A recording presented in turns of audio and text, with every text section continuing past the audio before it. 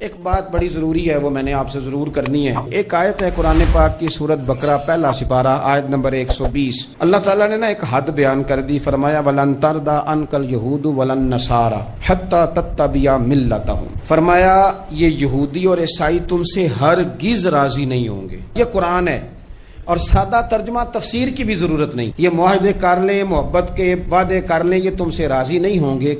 کب راضی ہوں گے؟ حتی تتبع ملتہم، یہاں تک کہ تم ان کے دین کی پیروی کرنے لگ جاؤ۔ میرا جب پہلی دفعہ پاسپورٹ بنا تو میں نے سارا پڑھا، کتابیں پڑھنے کا شوق تھا شروع سے۔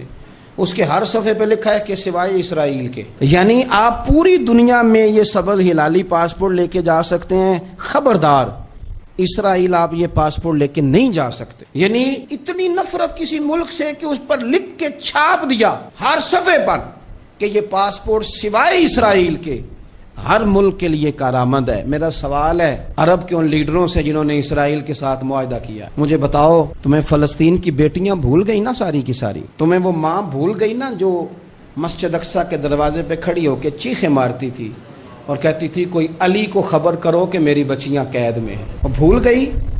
تمہیں وہ بہن بھول گئی نا جس پر شراب کی بوتل انڈیڑتے تھے اسرائیل کے فوجی؟ وہ آپ کو ابھی بھی ویڈیو مل جائے گی، وہ انڈیلتے تھے شراب کی بوتل، اسے پکڑتے تھے، دست درازی کرتے تھے، اور وہ بیٹی کہتی تھی یا رحمت للعالم۔ بھول گیا تمہیں وہ سارا کچھ؟ تم نے 1 منٹ لگایا اور تم معاہدہ کس سے کروا رہے ہو؟ امریکہ کے صدر سے؟ اتنا ظلم کیا تم نے، اتنا قاتل کے ساتھ معاہدہ؟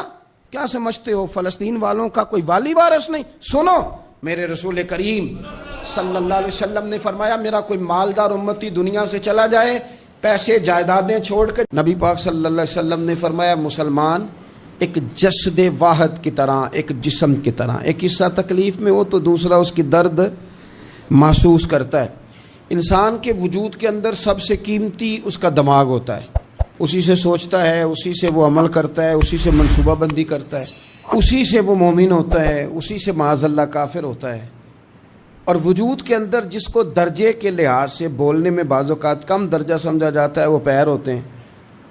اور تو میری ٹھوکر کے بھی قابل نہیں، میں تجھے جوتے کی نوک پہ، پیر کی نوک پہ بھی نہیں سمجھتا۔ ہم یہ کہتے ہیں محاورتاً کہ تو پیروں کے قابل بھی نہیں، یعنی سب سے اعلیٰ درجہ دماغ کو دیا، دل کو دیا، اور سب سے ہلکا درجہ پاؤں کو دیا۔ لیکن مجھے بتلائیے گا اگر کبھی پاؤں کی سب سے چھوٹی انگلی چھنگلیا چیچی اس پہ اگر کبھی زخم لگ جائے تو جسم کا سب سے اعلیٰ حصہ دماغ ہے، دماغ نے کبھی یہ کہا ہے کہ چھوڑو یہ تو سب سے نچلا درجہ ہے، نہیں جانا ڈاکٹر کے پاس، اتنا ٹائم کہاں ہے، رہنے دو، چھوٹی سی تو انگلی ہے، خیر ہے؟ ایسا کبھی ہوا ہے؟ دماغ فوراً کہتا ہے کہ باقی کام بعد میں کریں گے، پہلے ڈاکٹر کا پتہ کرو، اس کو مرہم پٹی کراؤ، کیونکہ اسے پتہ ہے کہ اگر یہاں درد رہی تو باقی جسم میں بھی درد رہے گی۔ اور یہ بھی پتہ ہے دماغ کو کہ اگر میں نے یہاں علاج نہ کرایا انگلی کا تو کہیں پیر بھی سارا زخمی نہ ہو جائے، اور اگر پیر کا علاج نہ کرایا تو ٹانگیں اور باقی وجود تک بھی زخم نہ آ جائے۔ لہذا دماغ جلدی فیصلہ کرتا ہے، ٹیسٹ کرانے کا، چیک اپ کرانے کا، دوائی لینے کا، مرہم پٹی کا۔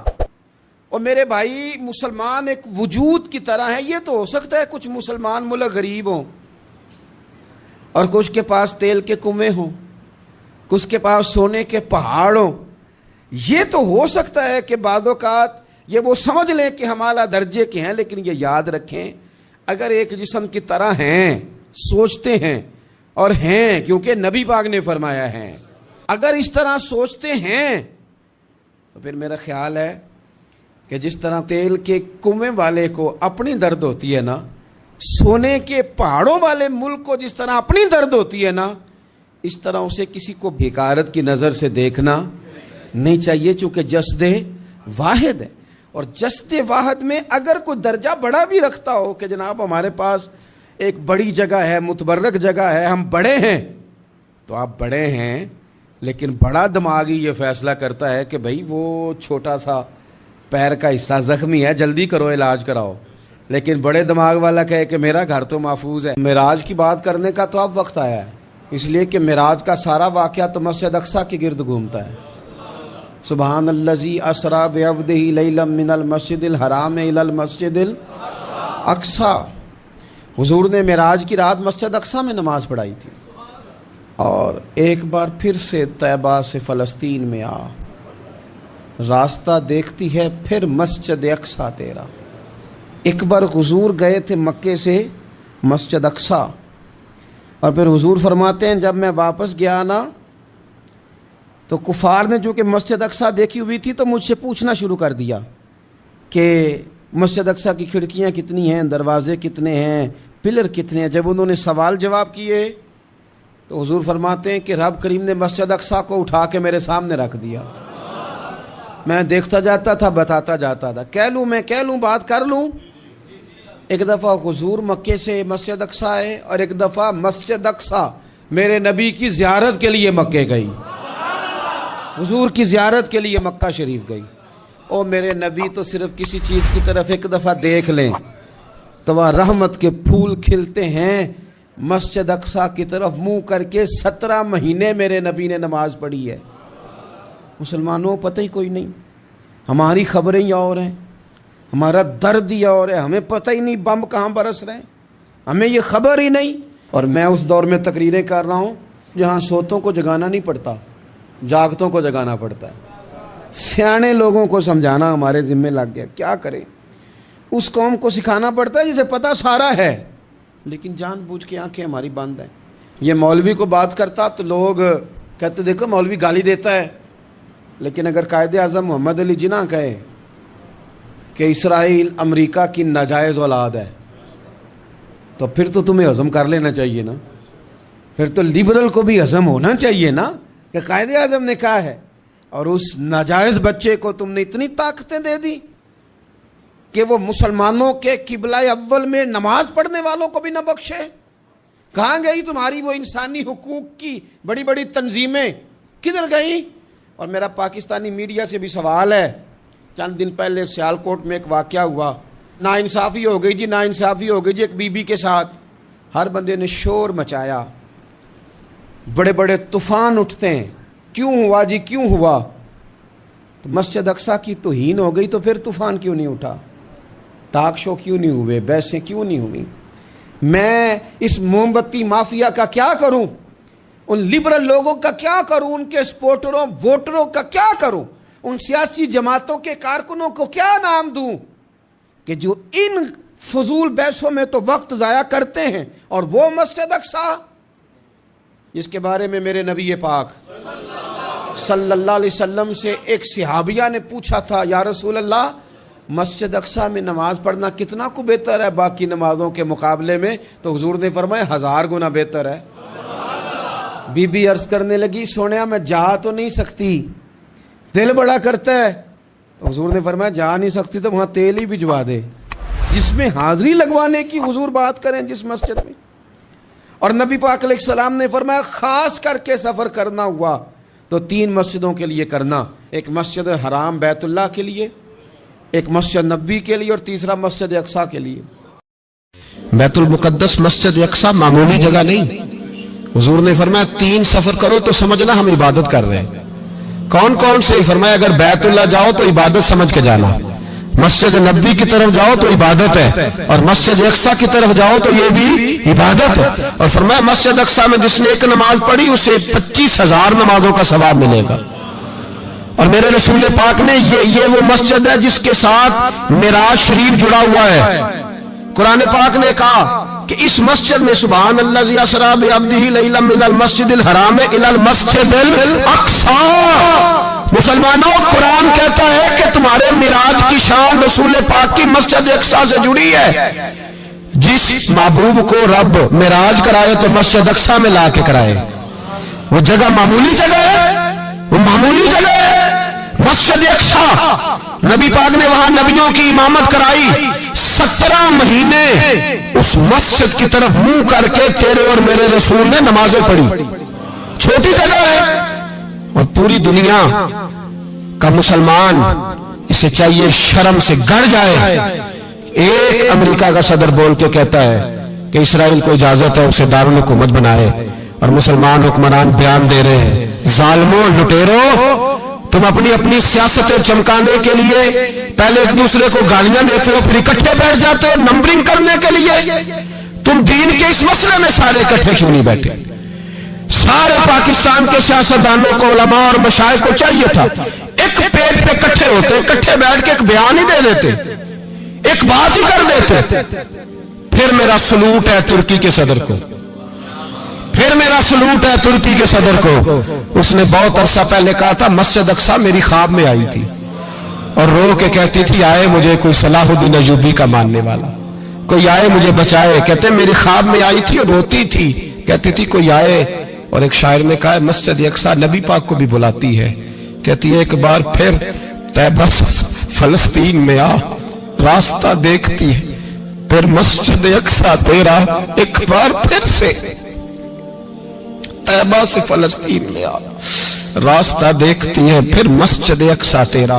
کوئی بولا ہے نہیں اتنا مقدس مقام، چھوٹے چھوٹے بیان، اور کہیں اکٹھے ہو جاؤ، میں بتاتا ہوں تمہیں مسئلے کا حل کیا ہے، میں بتاتا ہوں۔ دو کام کرو، ایک کام وہ کرو جو حضرت سلمان فارسی نے کیا تھا، سنو حل سنو مسئلے کا، میں چھوٹا آدمی ہوں پر حل سنو مسئلے کا۔ زندگی میں ایک کام مسلمان کر لے، جٹ بن کے، بھٹ بن کے، رائی بن کے، پاکستانی، مصری، سعودی بن کے بڑا جی لیا۔ ایک کام وہ کرے جو حضرت سلمان نے کیا تھا۔ جب ایک کافر نے پوچھا آپ کا نام کیا ہے تو فرمایا میرا نام اسلام ہے۔ بولیے سارے میرا نام، کہا تمہارے باپ کا نام، فرمایا اسلام۔ دادا کا نام، کہا اسلام۔ پردادا کا نام، بازو تیرا توحید کی قوت سے کمی ہے، اسلام تیرا دیس ہے تو مصطفی ہے۔ ایک کام وہ کرو جو حضرت سلمان نے کیا تھا۔ کافر جب پوچھے تو کہو ہم سارے اسلام ہیں، ہم سارے کیا ہیں، ہم پہلے مسلمان ہیں، باقی بعد میں کچھ اور چیز۔ دوسرا کام وہ کرو جو حضرت امیر معاویہ نے کیا تھا۔ سن لو یہ حال ہے اس مسئلے کا، سنو۔ حضرت مولا علی شیر خدا رضی اللہ تعالیٰ عنہ اور جناب امیر معاویہ کی جنگ ہو رہی تھی، لڑائیاں ہو رہی تھی، اختلافات تھے، فوجیں بیٹھی تھی، حضرت مولا علی اور جناب امیر معاویہ کی جنگ ہو رہی تھی۔ تو روم کے بادشاہ نے، عیسائی بادشاہ نے حضرت علی کو خط لکھا کہ میں تیرے اوپر حملہ کرنے والا ہوں۔ خط لکھا نا حضرت علی کو، تو جواب حضرت امیر معاویہ نے دیا۔ چاہیے تھا نا مولا علی جواب دیتے، حضرت امیر معاویہ بولے اور بول کے کہنے لگے اور روم کے کتے، ہم گھر میں جتنا مرضی لڑے، یہ نہ سمجھنا تو علی پہ حملہ کرے گا تو میں تماشا دیکھوں گا۔ فرمایا تو علی پہ حملہ کر تو صحیح، علی سپہ سالار ہوگا اور امیر معاویہ اس کا سپاہی ہوگا۔ گھر میں جتنا مرضی لڑے پر رسول اللہ کے نام پہ ہم اکٹھے ہو جایا کرتے، یہ رسول اللہ کا دین ہے، اس پہ ہم اکٹھے ہیں، یکجان ہیں۔ فرمایا علی سپہ سالار ہوگا اور امیر معاویہ سپاہی ہوگا، اکٹھے نکلیں گے اور کفر کو بتائیں گے کہ اگر تم مسلمانوں کی طرف دیکھو گے پھر ہم یکجان ہیں، پھر ہم بولیے پھر ہم گنبد خضرا کے سائے تلے ایک ہیں، ایک ہیں، ایک تھے اور ایک رہیں گے۔ اس لیے یہ دو کام اگر مسلمان کرے، دو کام، ٹھیک ہے اختلاف ہو گئے، بڑا کچھ ہو گیا، لیکن ان سے کہیں کہ جب تم آؤ گے تو پھر ہمیں علیحدہ نہیں پاؤ گے، پھر ہمیں تم اکٹھے پاؤ گے، اکٹھے میدان میں نکلیں گے۔ اور کوئی اتنی لمبی چوڑی بات نہیں، میں کیا کروں، میرا تو آئیڈیل بنتا جا رہا ہے طیب اردگان۔ عجیب بات ہے نا کہ اس کے پاس ایٹمی طاقت آپ سے کمزور ہے، آپ کی تگڑی ہے، اس کے پاس جو فوجی طاقتیں ہیں وہ اپنی جگہ پر، آپ کی فوجی طاقتوں کا لوہا مانتی ہے دنیا، لیکن پھر مجھے کہنے دو نا، میدان میں بندہ ایٹمی طاقت سے نہیں لڑتا، ایمان کی قوت سے لڑتا ہے۔ اور بول اٹھا ہے نا، کیا کر لیا اس نے اپنی پارلیمنٹ سے خطاب کیا ہے، مطالبہ ہے، علماء سے گزارش ہے، مشائخ سے گزارش ہے، ہر مکتبہ فکر کے آدمی سے گزارش ہے، علماء اور سیاستدانوں سے اپیل ہے کہ پارلیمنٹ کا مشترکہ اجلاس بلائیں، مشترکہ، اس میں ہر سیاسی جماعت کا لیڈر بیٹھے اور اکٹھے بیٹھ کے ان کو یہ میسج دیں کہ بازو تیرا توحید کی قوت سے قوی ہے، اسلام تیرا دیس ہے تو مصطفی، اور ان کو بتائیں کہ ہزاروں قومیں وجود میں آئیں، دہر میں خشک تر کے رشتے سے ہم نے بنیاد دوستی رکھی، یاد خیر البشر کے رشتے سے۔ مسلمان ہی نہیں ہوتا۔ صلاح الدین ایوبی اپنے خیمے میں بیٹھے ہیں تو ایک بی بی آ گئی، اس قبیلے کا کوئی شخص مسلمان نہیں ہوتا، بی بی آئی، آگے کہنے لگی میرے 4 بیٹے جنگ میں کھو گئے، چھوٹے چھوٹے بچے، جنگ میں کھو گئے مل نہیں رہے، فوجیوں کو حکم دے مجھے میرے بچے تلاش کر کے دیں۔ صلاح الدین ایوبی نے جھٹ پر سر پہ امامہ باندھا، نیزہ پکڑا، سینے بند باندھا، اپنے جبے کو سمیٹا اور باہر کہنے لگی تو کدھر جا رہا ہے؟ کہنے لگا میں خود تیرے بچے تلاش کر کے دوں گا۔ صلاح الدین چند سپاہی ساتھ گلی گلی نکلے، گلی گلی فجر کے نکلے، اثر ہو گئی، تھک گئے، 2 نمازیں صحرا میں پڑھی، جنگل کے اندر پہنچے تو ایک کونے میں 4 بچے ایک جگہ ڈرے اور سہمے ہوئے بیٹھے ملے۔ صلاح الدین ایوبی اٹھا کے لائے، ماں کو کہنے لگے تیرے بچے ہیں۔ نکلا اس لیے تھا کہ میرے نبی نے فرمایا بچے جدا ہوں تو ماں کو درد بڑا ہوتا ہے، اور میرے رسول نے فرمایا تھا جب جنگ کرنے جاؤ تو کھیت برباد نہ کرنا، فصلیں تباہ نہ کرنا، بچوں کو ماں سے جدا نہ کرنا۔ فرمایا میں سوچ رہا تھا تیرے بچے کہیں میری وجہ سے جدا ہو گئے تو مصطفیٰ کو جواب کیا دینا۔ فرمایا تیرے بچے ڈھونڈ کے لایا ہوں۔ بچے ماں کے پاس آنے لگے تو ماں نے بڑے بیٹے کے منہ پہ تھپڑ مارا۔ کہتا اماں کیا ہوا؟ کہنے لگے تو نے سنا نہیں کہ دشمن کے بچوں کی اتنی حفاظت کرتا ہے، میرے پاس نہ جا، اس کے قدموں میں بیٹھ جا۔ جس نبی کے غلام اتنے سچے ہیں وہ نبی کتنا سچا ہوگا۔ بنو قریظہ اور بنو نذیر 2 محلے تھے یہودیوں کے۔ یہودیوں نے بڑی عہد شکنی کی تو نبی پاک صلی اللہ علیہ وسلم نے ان کو بے دخل کر دیا، مدینے سے نکال دیا، مدینہ منورہ سے۔ یہودی نکل گئے مدینہ طیبہ سے، تو جب وہ نکل کے جا رہے تھے تو ان کے مکان، ان کے باغ، ان کی جائیدادیں بچ گئیں۔ نبی پاک علیہ السلام نے انصار مدینہ کو پہلے بلایا، جاگ رہے ہیں نا آپ لوگ؟ پیسے آتے کسی کو برے لگتے ہیں، اب تو یہ بھی حلال حرام کی تمیز بھی اٹھتی جا رہی ہے۔ جائیداد، باغ، مال، علاقہ خالی ہوا ہے، وہ چلے گئے، اور لوگ تو ڈھونڈتے پھرتے ہیں۔ اللہ خیر فرمائے، شاملار جگہ ملتی نہیں اب شہروں میں، وہ کس کس نے نام کرا لی، کدھر گئی ہے کوئی خبر ہی نہیں، خالی جگہ پڑی ہے۔ میرے نبی پاک علیہ السلام نے پہلے انصار مدینہ کو بلایا۔ حضور نے فرمایا انصاریوں، بہت بڑی جائیدادیں یہودیوں کی، بنو نذیر اور بنو قریظہ محلے خالی ہو گئے، میرا دل کرتا ہے وہ تمہیں دے دوں، اس لیے کہ تم نے اپنے مہاجر بھائیوں کے ساتھ بڑا تعاون کیا، جائیدادیں تم نے دے دی ہیں، مکانات دے دیے ہیں، بڑا کچھ تم نے دیا ہے، میرا دل کرتا ہے وہ تمہارے نام کر دوں۔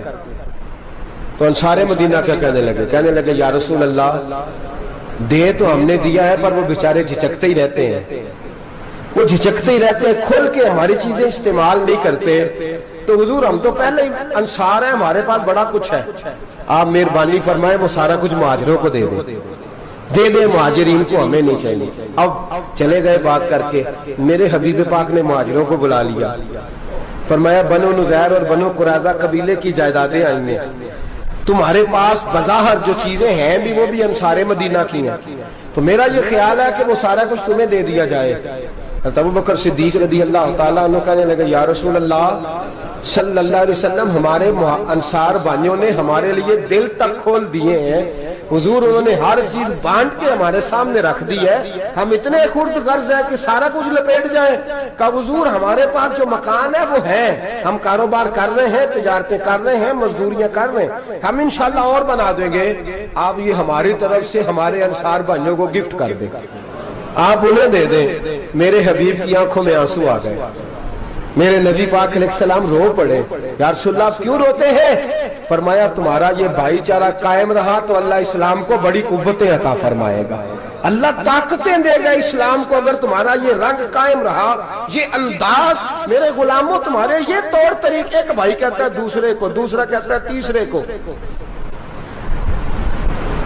مسلمانوں کی نا ایک تعداد لڑتے لڑتے لڑتے لڑتے دور چلے گئی، تاتاریوں نے قید کر لیا، 4 مسلمان تھے، تبلیغ کرنے گئے، جنگ کرنے گئے، جہاد کرتے کرتے کافروں سے لڑتے لڑتے تاتاری قوم میں چلے گئے، وہاں قید کر لیے گئے تو سزائے موت کا حکم ہوا، 4 بزرگ تھے، سزائے موت کا حکم ہوا تو تاتاری بادشاہ جو تھا وہ بڑا خلاف تھا، بڑا سخت مخالف تھا مسلمانوں کے، اس نے کہا کہ ان کو جب پھانسی دینا نا مسلمانوں کو تو میرے سامنے دینا۔ اب 4 عالم ہیں، 4 صوفی ہیں، سفید داڑیاں، سر پہ امامے، پھانسی کا وقت آیا تو جو پھانسی گھاٹ ہے وہ ایک ہے، چاروں کو کٹھے پھانسی نہیں ہو سکتی، ایک کو کہا کہ ایک ایک کر کے ان کو پھانسی دو۔ جب پھانسی کا وقت آیا نا تو جو سب سے پیچھے صوفی تھے وہ دوڑ کے آگے آئے، کہنے لگے بادشاہ پہلی باری میری لگا، پہلی. اب بادشاہ نے کہا ٹھیک ہے اسے لٹکا دو. وہ قریب آئے تو دوسرے دوڑ آئے, کہنے لگے نہیں نہیں پہلی باری میں نے زیادہ کافر قتل کیے, میرا بڑا جرم ہے, مجھے پہلے سزا دو. ان کو پھانسی دینے لگے تو تیسرے آ گئے, کہنے لگے نہیں یہ تو میرا قتل کرتا تھا, رستے میں بتایا کرتا تھا, ڈھونڈ کے میں بتلاتا تھا کہ یہاں زیادہ تعداد ہے, مجھے پہلے پھانسی دو. تیسرے کے ساتھ بات ہو رہی تھی تو چوتھا دوڑا آیا, کہنے لگا یہ رستے بتاتا تھا, یہ تبلیغ کرتا تھا, یہ سارا کچھ کرتا تھا, لیکن کہا یہ کہتے تھے چلو واپس چلتے ہیں, میں جانے نہیں دیتا تھا, میں کہتا تھا اور کافر مارنے اور علاقے فتح کرنے, میرا جرم بڑا ہے, مجھے پہلے پھانسی دو. بادشاہ کہنے لگا مجھے 35 سال ہو گئے حکومت کرتے, بڑی دنیا کو پھانسی دی ہے, لوگ تو ایک دوسرے کو دھکے دیتے ہیں کہ پہلے تو جا پہلے تو جا, اور تم کیسی قوم ہو کہ ایک دوسرے پہ قربان ہو رہے ہو. کہنے لگا تم ایک باپ کی اولاد ہو. جاگ رہے آپ لوگ, تاتاری بادشاہ کافر بادشاہ اسلام کی مخالفت کرتے ہیں, ایک باپ کی اولاد ہو کا نہیں, ایک قبیلے کے رہنے والے ہو کا نہیں, ایک ملک کے رہنے والے ہو نہیں. اس نے کہا رشتہ کیا ہے تمہارا, رشتہ کیا ہے؟ تو بول کے کہنے لگے خدا ایک ہے نبی ایک ہے, خدا ایک ہے اور نبی منفرد ایک ہے, اس قوم کی نقصان بھی ایک ہی سب کا نبی, اللہ بھی قرآن بھی ایک. کیا ہی اچھا تھا ہوتے اگر مسلمان بھی ایک, یوں تو سید بھی ہو مرزا بھی ہو افغان بھی ہو, تم سبھی کچھ ہو بتاؤ کہ مسلمان بھی ہو. فرمایا ہمارا اللہ ایک ہے نبی ایک ہے, تو کہا پھر ایک دوسرے پہ جان کیوں دیتے ہو؟ فرمایا ہمارے نبی نے ہمیں بھائی بھائی بنا دیا ہے, بھائی کا دل نہیں کرتا اس کی آنکھوں کے سامنے بھائی چلا جائے, ہمارا دل نہیں کرتا پہلے مجھے دے پہلے مجھے دے. بادشاہ کہنے لگا تمہارا جذبہ مجھے متاثر کر گیا, جاؤ میں تم چاروں کو آزاد کرتا ہوں, تمہیں آزاد کرتا ہوں. میرے دوستو یہ رنگ تھا, دیکھیں نا, یہ اس دھرتی نے نظام دیکھا ہے نا, اس فلک نے پہلی بار دیکھا, اس زمین نے پہلی بار, اور میرے حضرت صاحب فرمایا کرتے تھے زمین تڑپ کے روئی, اس نے پہلی دفعہ دیکھا. احد کا میدان ہے, 3 صحابہ تپتی ہوئی زمین پہ زخموں سے چور چور پڑے ہیں. حضرت انس بن نضر رضی اللہ تعالیٰ عنہ پانی کا پیالہ لے کے پہنچے, ایک زخمی سے کہا تجھے پانی پلانا ہے, تو کہنے لگا میرے زخم تھوڑے ہیں, وہ جو ساتھ پڑا اس کے زخم گہرے ہیں, پہلے اسے پانی پلا دے, جا اسے دے دے. اس کے پاس پہنچے تو وہ کہنے لگا وہ مجھ سے پہلے گرا تھا, اس کا زخم زیادہ گہرا ہے, اسے پانی پلا. تیسرے کے پاس گئے تو کہنے لگا چوتھا تڑپ زیادہ رہا ہے, اس کی عمر زیادہ ہے, میں تو جوان ہوں برداشت کر لوں, بڑھاپے کی وجہ سے نڈھال ہو گیا, پہلے اسے پانی پلا. چوتھا کہنے لگا 5ویں کے پاس جا, 5واں کہنے لگا 6ٹھے کے پاس جا. حضرت انس بن نضر کہتے میں رو پڑا, میں نے کہا محمد کے غلاموں, رسول نے تمہیں کیسا جذبہ دے دیا ہے, زبانیں پیاس سے باہر ہے لیکن تمہاری اخوت مرتے دم تک قائم ہے.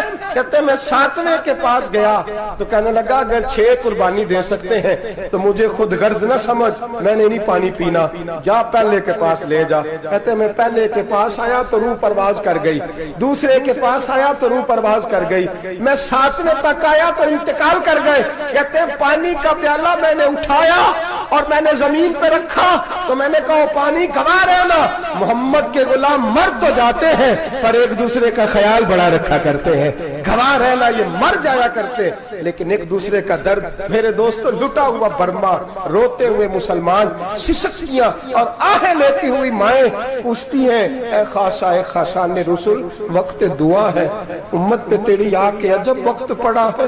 وہ دین جو بڑی شان سے نکلا تھا وطن سے, پردیس میں وہ دین آج غریب الغربا ہے. فریاد ہے اے کشتی امت کے نگہباں, بیڑا یہ تباہی کے قریب آن لگا ہے. اور کیا خوبصورت جملے کہے تھے کہ نبی پاک صلی اللہ علیہ وسلم نے, حضور نے فرمایا تھا میرا مومن ایک جان کی طرح ہوتا ہے, ایک جان کی طرح ہوتا ہے, ایک کو تکلیف ہو جسم کے ایک حصے کو سارا حصہ پریشان ہوتا ہے. فرمایا یہ ایک مکان کی طرح ہے, ایک اینٹ دوسری اینٹ کو مضبوط کرتی ہے. فرمایا یہ مضبوط لوگ ہیں, یہ مضبوط لوگ. حضرت عمر فاروق کا زمانہ ہے, ایک آدمی نے سیری بھیج دی ایک گھر میں بطور تحفہ, قحط کا زمانہ تھا, گوشت ملتا نہیں تھا, جانور. ایک آدمی نے سیری بھیج دی ایک آدمی کے گھر میں. اس نے کیا کیا, اس نے اپنی بیوی سے کہا ہماری تو خیر ہے, साथ वाला पड़ोसी ज्यादा गरीब है, उधर न भेज दे। यहाँ गंदम अमीर शहर की होती रही खराब और बच्ची किसी फकीर की फाकों से मर गई। कहा साथ वाले पड़ोसी के घर से मैं कई दिनों से भूख की आवाजें, वहां भेज दे। उसके घर गई तो उसकी बीवी शौहर को मशवरा देती है, कहती है मेरे बच्चे तो दलेर है, साथ वाले के छोटे हैं, वो गुजारा नहीं, उधर न भेज दे। उधर गई। एक रवायत है 7 घर, एक रवायत है 21 घर। 21 घरों में घूमती हुई वो सिरी फिर पहले के घर में आ गई और पहला सहाबी कहने लगा सिर्फ तूने ही मोहम्मद का कलमा नहीं पढ़ा, बाकी 20 ने भी पढ़ा हुआ है। सिर्फ तूने ही रसूलुल्लाह से ये दर्स नहीं लिया, बाकियों ने भी लिया है। और सिर्फ तेरे अंदर ही जज्बा एसार नहीं, तू ही सिर्फ मुसलमानों से प्यार नहीं करती, सारे ही प्यार करते हैं। वो सिरी फिर आ गई है, अब क्या करना है, अब क्या करना है? तो इमाम नबी ने लिखा है, वो कहने लगी करना क्या है, पकाऊंगी मैं और खाएंगे 21 घर, फिर भी अकेले नहीं खाएंगे, पकाऊंगी मैं और खाएंगे 21 घरों के मुताबिक शोरबा पका। और फिर बर्तन में डाल के वो बीबी एक घर का दरवाजा खटखटाती है, कहती है मुस्तफा के गुलामों निकलो बाहर और खाओ, इसलिए कि जिस नबी ने मुझे प्यार का हुक्म दिया उसी ने तुम्हें भी प्यार करना सिखाया है। ये रंग चश्मे फलक ने सिखाया है।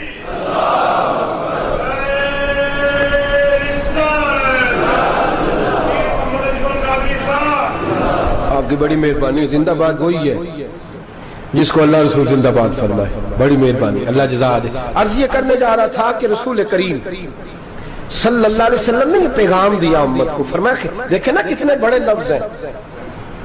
ये नहीं फरमाया दोज़ख में जाएगा, ये नहीं फरमाया कि उसे जहन्नम की सजा मिलेगी। मेरे नबी ने फरमाया मैं उसे मोमिन मानता ही नहीं, मैं उसे मुसलमान अपना मानता ही नहीं। हुजूर किसे? फरमाया जो पेट भर के खाता है और उसका हमसाया भूखा सो जाता है, मैं मोमिन ही नहीं मानता। सजा तो तब मिलेगी ना कि जब मैं किसी सजा का ऐलान करूं, मैं मानता ही नहीं, वो मेरा है ही नहीं, खुद पेट भर के खा रहा है, हमसाया उसका भूखा, मैं नहीं मानता। इन्नमल मुमिनूना इख्वा, मोमिन भाई भाई, मैं मानता ही नहीं उसे। और मेरे हबीब पाक इतने बड़े लफ्ज हदीस में और कहीं नहीं मिलेंगे आपको, इतने बड़े जुमले कहीं नहीं मिलेंगे। मेरे नबी पाक ने फरमाया अल्लाह कहेगा क़यामत के दिन, कौन? इतने बड़े लफ्ज हदीसों में मिलते नहीं जितने ये हैं। हुजूर ने फरमाया रब फरमाएगा बंदे से कि मैं तेरे पड़ोस में भूखा था, तूने मुझे रोटी क्यों नहीं खिलाई? कौन कह रहा है? अल्लाह कह, मैं भूखा था तूने रोटी नहीं दी, मैं नंगा था तूने कपड़ा नहीं दिया, मैं प्यासा था तूने पानी नहीं पिलाया, मैं बीमार था तू तीमारदारी।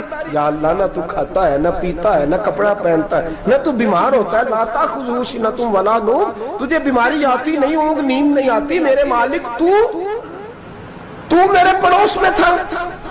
तो हुजूर फरमाते हैं रब फरमाएगा वो जो बंदा तेरे पड़ोस में भूखा था तो बंदा तो मेरा ही था ना, वो जो बंदा तेरे पड़ोस में नंगा था तो बंदा तो मेरा ही था ना, वो जो तेरे पड़ोस में प्यासा तड़पता रहा तो वो मेरा ही बंदा था।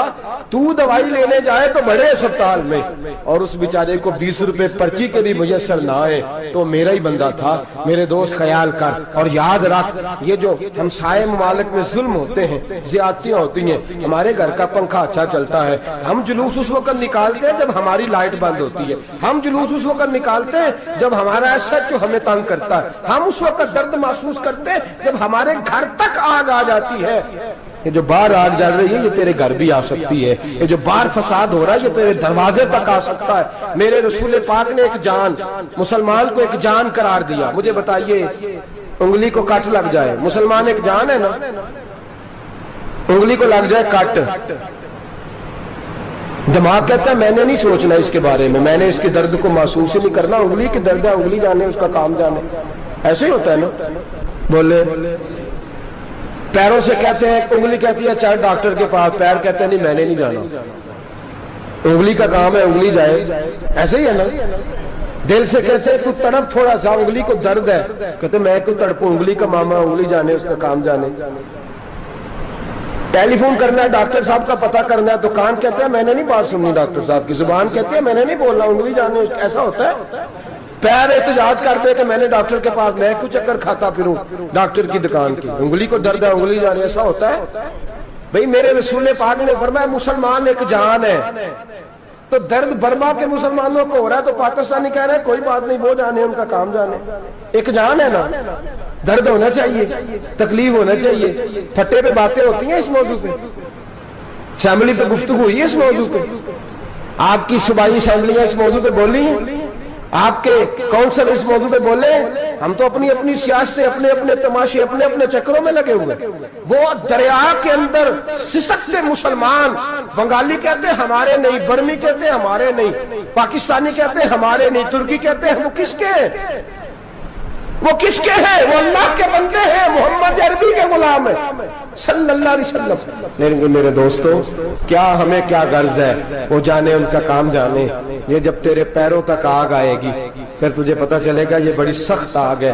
آج جس کافر نے برما پر عرصہ دراز تنگ کیا ہے، مسلمان تھوڑے تھوڑے مفاد لینے کی خاطر نا، بنو عباس اور بنو امیہ کی جنگ چل رہی تھی، بنو عباس جو تھے وہ غالب آ گئے، بنو امیہ جو تھے ان کی حکومت ختم ہو گئی، تو عیسائیوں نے بنو امیہ سے کہا کہ ہم تمہارے ساتھ تعاون کرتے ہیں، ہم تمہارے ساتھ تعاون کرتے ہیں اور بنو عباس پہ غلبہ پا کے تمہیں حکومت دلاتے ہیں۔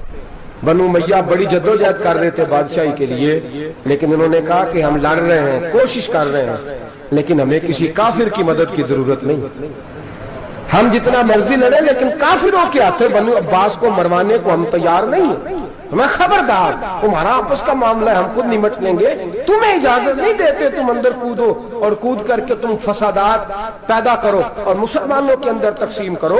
میرے دوستو، مسلمان کو سوچنا چاہیے، سوچ بڑی رکھنی چاہیے۔ گھر کی جنگ سے نکل آ، اب بہو ساس کے جھگڑے سے باہر آ جا، اب محلے کی سیاست چھوڑ کے باہر کا سوچ، اب اسلام کو تیری حاجت ہے۔ اب پوری دنیا جب مسلمان کو دیکھے نا، فیس بک یوز ہوتی ہے، اس پہ نوجوان جب اسلام کی بات کرنے لگے گا، اس پر جب بڑا اسلام کی بات کرنے لگے گا، پوری دنیا میں پیغام جائے گا کہ مسلمان اب جاگنے لگا ہے، مسلم خوابیدہ بیدار ہونے لگا ہے، اب اس کی آنکھیں کھلنے لگی ہیں، اب یہ اپنے مذہب کی بات کرتا ہے، اب یہ اپنے ملک سے، صوبے سے، برادری سے نکل کر بولتا ہے، اب یہ کہتا ہے کہ بازو تیرا توحید کی قوت سے قوی ہے، اسلام تیرا دیس ہے، تو مصطفی ہے، اب یہ بڑی سوچ رکھتا ہے، اب یہ عالمی بات کرتا ہے۔ میرے دوستو، ہمارا تو حال یہ ہے، امام اعظم ابو حنیفہ کا فتویٰ ہے، آپ فرماتے ہیں جو مولوی عالمی حالات سے باخبر نہ ہو وہ جمعے کی تقریر نہ کرے، وہ مسلمانوں کی رہنمائی نہیں کر سکتا۔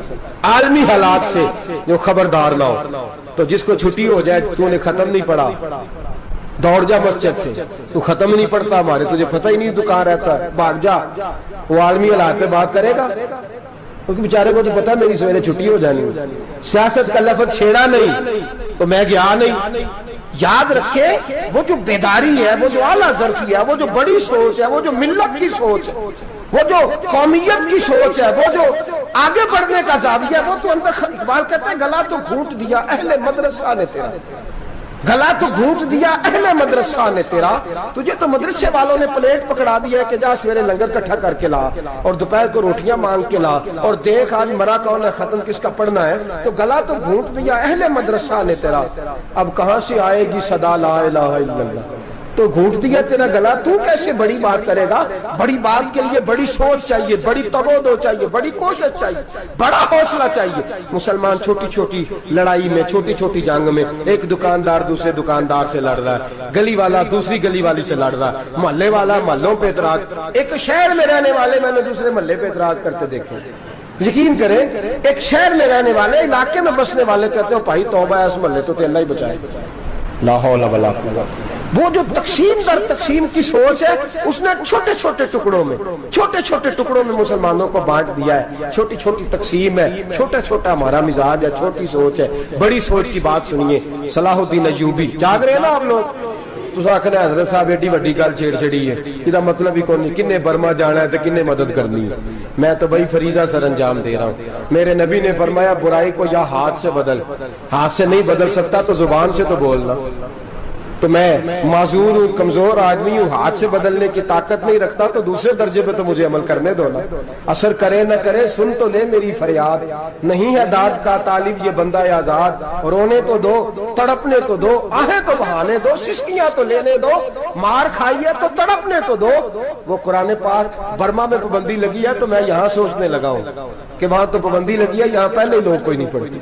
معاذ اللہ تعالیٰ حالات دن پہ دن مسلمانوں کے لیے ایک ایک کر کے، افغانستان میں جو آگ لگی تھی، پھر وہ عراق میں بھی لگی، پھر وہ لیبیا میں بھی لگی، پھر وہ مصر میں بھی لگی، پھر وہ یمن میں بھی لگی، सऊदी अरब में धमाके हुए, मेरा दिल तड़पा है, मुझे परेशानी हुई। मैं बच्चे 5 थे, मैं बड़ा डिस्टर्ब हुआ। मैंने कहा यार ये हमारा सबका इजमाई अकीदत का मरकज है। हम कम से कम 1000 इख्तलाफ के बावजूद कहा करते थे कि अरब में अमन है यार, वहाँ सुकून है, वहाँ दुकानें खुली छोड़ के लोग चले जाते हैं। वहां भी फसाद होने लगा, वहां भी आग बढ़ गई है। लेकिन हम सिर्फ छोटी छोटी करके जब आग बुझाने की कोशिश करेंगे, उस वक्त आग नहीं बुझेगी। जब हर आदमी अपने प्याले में पानी लेके आएगा, हर शख्स अपने घर की नल चलाएगा, हर शख्स नलका चलाएगा और पानी निकाल के ये आग बुझाएगा, तब ये आग बुझेगी। हर आदमी को किरदार, सोच बड़ी करे, नजरिया बड़ा करे, मिल्लत की बात करे, मुसलमान होके सोचे, मुसलमान होके सोचे। खुदारा निकले ये घर के झगड़ों से, थोड़ी देर के लिए अपने आप को बड़ा करे, बड़ी सोच आप बनाएं। जब दोस्तियां लगाएं, यराने लगाएं, फिर छोटे मोटे हिसाब से बचें। बाबा बुल्ले शाह साहब फरमाते, कोरे वर्क किताब नहीं हुंदे, कोरे वर्क किताब नहीं हुंदे, पत्थर दिल गुलाब नहीं हुंदे। और बुल्लिया यारी सोच के लाई, यारा नाल हिसाब नहीं हुंदे।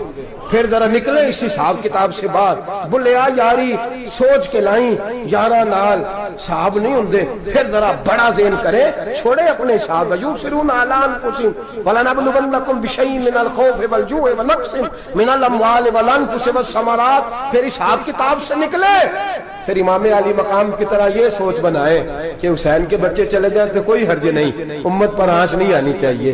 एक इमाम अली मकाम, कल तक इमाम मैदान में खड़े थे तो अकेले थे, लेकिन आज पूरी दुनिया कहती है हुसैन हमारा है, हुसैन हमारा। आज नजरिया इमाम अली मकाम जिंदा है, तू अकेला है तो खड़ा हो। ये ना कहा कर छोटी सी मस्जिद है, एक कोना का खड़कावा, मौलाना तकरीर कर रहे हैं तो क्या बनेगा। एक आवाज कहीं से गूंजा करती है, फिर उसमें तासीर मेरा अल्लाह पैदा फरमा दिया करता है, फिर उसके अंदर कुव्वत मेरा रब पैदा फरमा दिया करता है, फिर अल्लाह उसमें तासीर पैदा करके 4 दांग आलम में फैला दिया करता है।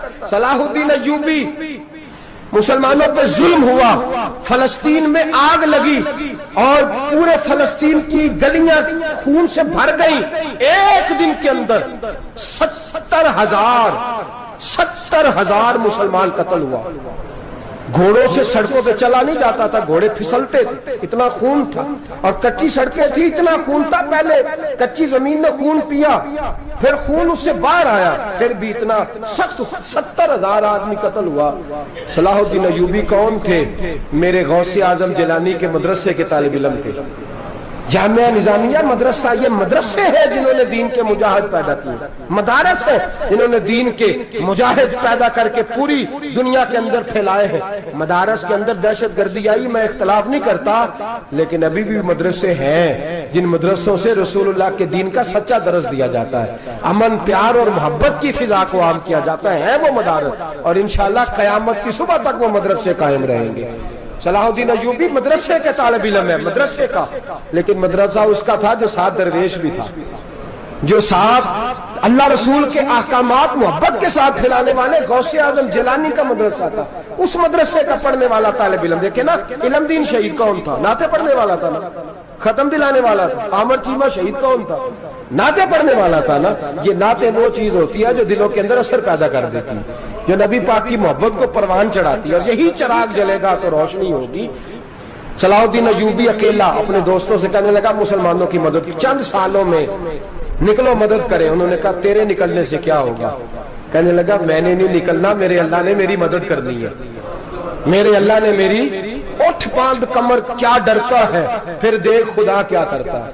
और मैं मुझे निकलने दे, अल्लाह मेरी मदद करेगा। थोड़ा थोड़ा करके फौज जमा की, कोशिश की। चंद सालों के बाद उसी जगह जहां मुसलमानों का खून बहा था, अल्लाह ने इस्लाम का झंडा फिर से बुलंद कर दिया।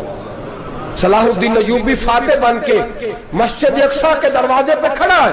चंद साल गुजरे, ईसाइयों का अपना वो जुल्म अभी याद है, और ईसाई सारे लीडर कहते हैं तैयारी कर लो, अब हमारे बच्चे काटे जाएंगे, औरतें बेवा होंगी, गर्दनें कटेंगी। अब देखना जितना खून हमने बहाया था मुसलमान उससे दुगना बहाएंगे। सलाहुद्दीन अय्यूबी घोड़े पे खड़े हैं और पूछते हैं ओ ईसाइयों बताओ तुम्हारे साथ क्या करूं? गर्दनें झुक गईं, जवाब कोई भी नहीं। कहा तुमने 70,000 मुसलमान एक दिन में मारा था, बोलो तुम्हारे साथ क्या करूं? तुमने एक दिन में मुसलमान यूं काटे जैसे गाजर मूली काटी जाती है, बोलो क्या करूं? عیسائی کہنے لگے ہمیں اپنے ظلم یاد ہے، تشدد یاد ہے، بربریت یاد ہے، تو بہتر جانتا ہے تو نے کیا کرنا ہے۔ صلاح الدین ایوبی گھوڑے پہ فاتح کھڑا ہے، آنکھوں میں آنسو آئے، تڑپ کے رویا، کہنے لگا میں تمہارے ساتھ وہی سلوک کروں گا جو میرے مصطفیٰ نے قریش مکہ کے ساتھ فرمایا تھا، لا تصریب علیک، جاؤ تم پر کوئی زیادتی نہیں، جاؤ تم آزاد ہو۔ اس نے کہا تو کر کیا رہا ہے؟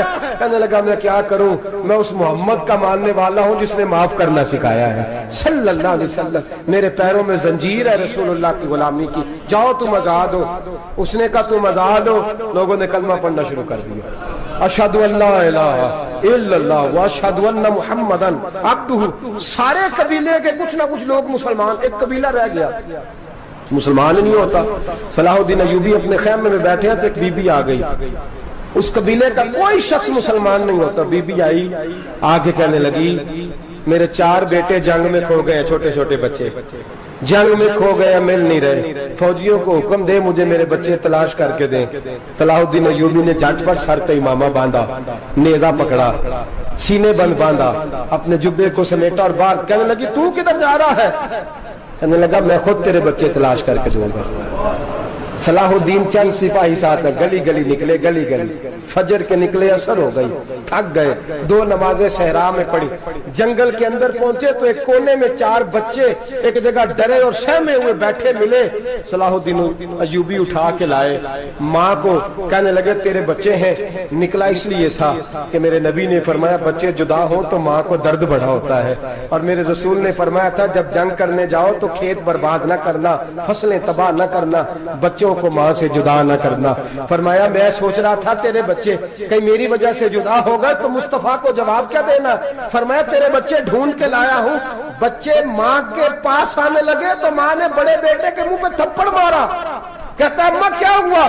کہنے لگے تو نے سنا نہیں کہ دشمن کے بچوں کی اتنی حفاظت کرتا ہے، میرے پاس نہ جا، اس کے قدموں میں بیٹھ جا۔ جس نبی کے غلام اتنے سچے ہیں وہ نبی کتنا سچا ہوگا، جس نبی کے نوکر اتنے کھڑے ہیں وہ نبی کتنا کھڑا ہوگا، جا کے کلمہ پڑھ لے۔ میرے دوست یہ اسلام ہے جس نے غیروں کا درد بھی اپنے سینے میں رکھا۔ اقبال کہتا ہے سارے زمانے کا درد ہمارے ہی سینے میں ہے، برما کا مسلمان ہو یا عراق، لیبیا، افغانستان، کشمیر کا مسلمان ہو، میرے دوست وہ غیر نہیں ہے، وہ تیرا اپنا ہے۔ اس کا رنگ نہ دیکھ، اس کی بولی نہ دیکھ، اس کا قبیلہ اور علاقہ نہ دیکھ، دیکھ کہ وہ تیرے رسول کا کلمہ پڑھتا ہے، وہ دیکھ کہ وہ کعبے کی طرف منہ کر کے نماز پڑھتا ہے، دیکھ کہ تیرا اور اس کا نصاب زندگی قرآن ایک ہے۔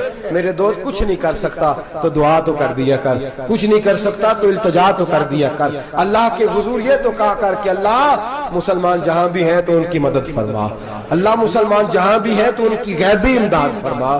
یہ دعا تو میرے دوست ضرور کیا کرو، سوچ بڑی کریں، جب بھی آپ بولیں، جب بھی آپ لکھیں، جب بھی کسی سے بات کریں تو بحثیت مسلمان کے بات کریں، بحثیت ایک نبی پاک کے غلام کے بات کریں، اپنی زندگی اس انداز میں ترتیب دیں کہ پہلے آپ مسلمان ہیں، اس کے بعد آپ کچھ اور ہیں، پہلے اسلام کی بات کریں، بڑی بات کریں، بڑے حوصلے کی بات کریں، پھر اسلام کو قوت ملے گی، پھر بیداری امت کو نصیب ہوگی۔ اللہ کریم برما کے مسلمانوں کو اپنی رحمت کی ٹھنڈی چھاؤں نصیب فرمائے، ہمیشہ مدحت خیر الانام میں گزرے۔ دعا ہے یہ عمر درود و سلام میں گزرے۔ آخر دعوانا ان الحمدللہ رب العالمین۔ پھر ایک بار وہی باداؤ جام ساکی، لا پھر ایک بار وہی باداؤ جام ساکی، ہاتھ آ جائے مجھے، ہاتھ آ جائے مجھے، میرا مقام ساکی، لا پھر ایک بار وہی باداؤ جام ساکی۔ 300 سال سے ایسے ہیں ہند کے میخانے بند 300 سال سے ہیں ہند کے میخانے بند اب مناسب ہے تیرا فیض ہو عام ساکی اب مناسب ہے تیرا فیض ہو عام ساکی